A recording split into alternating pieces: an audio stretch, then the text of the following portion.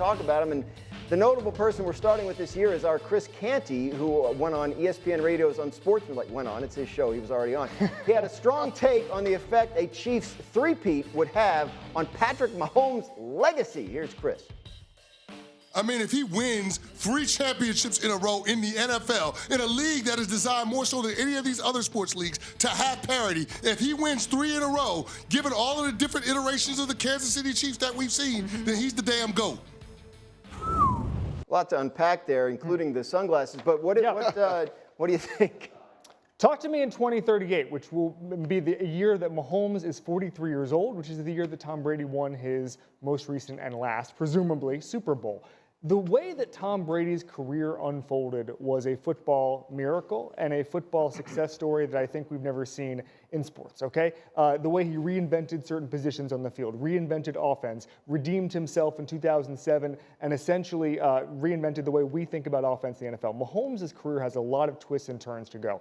He has 4 more rings to catch Brady. I just think he has started the GOAT debate we didn't think was possible, but I don't think he can be the GOAT this time next year. That's impossible. And so, no, I completely, all respect to Chris Canty, went on the show yesterday, love the sunglass look. This debate cannot end in a couple of months. Harry, your thoughts? Well, a three-peat would mean a lot because no one since the merger has been able to do that. And when I look at Patrick Mahomes, if he's able to win another Super Bowl this season, that would be 7 straight AFC championship games, 5 Super Bowl appearances in the last 6 years, winning 4 of those. He already has 3 Super Bowl MVPs, so he probably will have 4 at that point as well. When I look at Patrick Mahomes also, he's a guy that has not passed for less than 65% in any season. He's had 2 5,000-yard seasons. In his first season as a starter, he passed for 5,000 yards and 50 touchdowns. We're talking about a guy right now that just changes the game, looks different doing it. But let's not forget the athleticism of Patrick Mahomes, the pivotal runs. It's the run against the Tennessee Titans in the AFC Championship game right before halftime some time ago. It's also the run against Joe Burrow and the Cincinnati Bengals in the AFC Championship game on 3rd and 4 that picks up a first down, and he gets a personal foul on the Bengals defense to kick that game-winning field goal to go to the Super Bowl.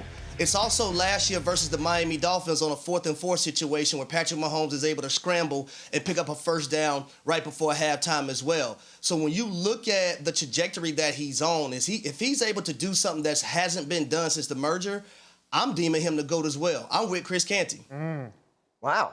Tom Brady was pretty good as well, by the way. He did a lot of things. He made a lot of AFC title games. Hold on a second. Doesn't math count? Like, isn't Yes, 7 more? thank you, Mike. But Hey, at least one thing Harry said I agree with.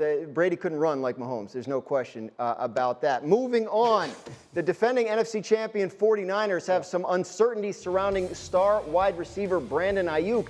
Aiyuk recently appeared on the Pivot podcast and had this to say about his future. What uniform is Brandon Aiyuk wearing in 2024? If I were to take a guess, probably a Niner uniform. Probably a Niner uniform. I mean, if not a Niner uniform, probably a Washington Commander uniform. If not a Washington Commander uniform, probably a Steelers uniform. It seems to me like Brandon's been reading the coverage, right? Like it seems like there's a couple of that's what's been out there as the possible destination. Should the 49ers be thinking about trading him? absolutely not. You know, for this prolific 49er offense, he had 15 more targets than George Kittle, and that was by far the most on the team. And you talk about McCaffrey and everybody else. Brandon Aiyuk's skill set, fundamentally, guys, is really hard to replace. He averages 3 more yards per catch than Deebo Samuel, who's a really good player. But when you project the next 3 years, guys, Brandon Aiyuk is a young, ascending, highly talented athlete, whereas Deebo Samuel is more of a contact player who, to me, will be more skill diminished. And I think where the 49ers did a great job, guys, is they just didn't draft Ricky Pearsall in the first round. Yep. They also took Jacob Counting in the 4th round, so they're well positioned. But Aiyuk to me is a have to have. Deebo Samuel is a nice to have. Yeah, I agree, and I don't think they are going to trade him. But let's live in that fantasy world for a minute. No, let's seriously. If they were to do it, he said Washington and Pittsburgh. Which place would he be better? Washington. ESPN Analytics did a measurement of all receivers in the NFL a couple months ago. They said that Brandon Aiyuk was one of the most open guys in the NFL. That's pretty easy to understand even if you don't like analytics. He is open basically more than anybody in the entire league. And that, to me, leads to Washington. Vertical shots down the field. Cliff Kingsbury, Jaden Daniels. Jaden Daniels at LSU was a savant when you talk about vertical seam routes, getting down the field. That would be a match made in heaven. He's obviously friends with Jaden Daniels, seems to be his podcast partner or something, or at least one of his best friends. So I think that would be a match made in heaven. If you're going to trade him, I wouldn't do it, though. Harry, what about Brandon Aiyuk? Would you move him? Well, let me position my body like Brandon Aiyuk. Well, if I'm the San Francisco 49ers, I'm not trading him because, number one, he is the best route runner on their team. He led this team in receiving yards the last 2 years. Brandon Aiyuk is more pivotal to this football team than a lot of people give him credit for. And if they are going to trade him, a place I would love to see him is the Washington Commanders because of the relationship with Jaden Daniels. But also pairing him up with Terry McLaurin and Jahan Dotson and company, I would really love to see that pairing. We know what Jaden Daniels did in college football the last 2 years, winning the Heisman last year. Him being paired up with somebody he has a relationship with and chemistry with already, I think it'd be a match made in heaven. You'd rather do it too soon than too late. Yep. And right now, I don't think his value will ever be higher. Yeah, we got that $22 million this year, and I'm not sure how many teams That's a are excited. bargain It now, might though. be too late. That's true. That's a good point. That's almost nothing for a wide receiver. Hey, I mentioned the Cowboys. Safety Malik Hooker was asked recently about which of his teammates should get paid first, and in a somewhat shocking development, he actually gave a really detailed answer. Take a listen. I feel like CeeDee should be paid first for the simple fact of what he does for us, you know, how valuable he is for us, the leader he is for us as a team. I'll go CeeDee 1. You can interchange Zach and Dak at 2. Micah still has a lot to prove. Like, he's done a great job his first couple years in the league. Don't get me wrong. He's a fantastic player.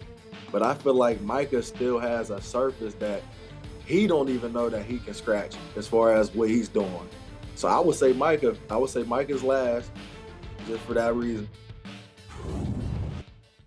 Thoughts? Well, look, I want to keep all three of them, but as we're talking about CeeDee Lamb, guys, like some debates are hard. This one's easy.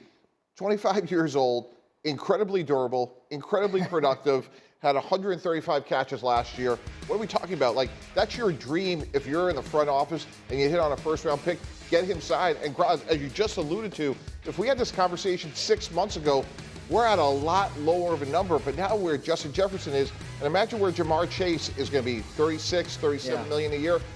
By way, and they have cost them a lot of money. Harry, it looks like you have a thought on this. I'm trying to read your facial expression. Are we just going to ignore the elephant in the room? Why is Malik Hooker on any podcast saying who should get paid first when he's still a member on the damn Dallas Cowboys? What are we doing? And people wonder why we talk about the Cowboys religiously. Well, tell them to stop giving us the damn material. Because this is the material that they give us that we don't even ask for. This man is on a podcast stating who should get paid first instead of saying, you know what, I love all my teammates. They should all get their money. I hope we all get paid. He is naming who should get paid first, who should get paid second, which is that is insane to me, y'all. It really is. That's what we're supposed to be doing here on the show, and we thank Malik Hooker for his assistance.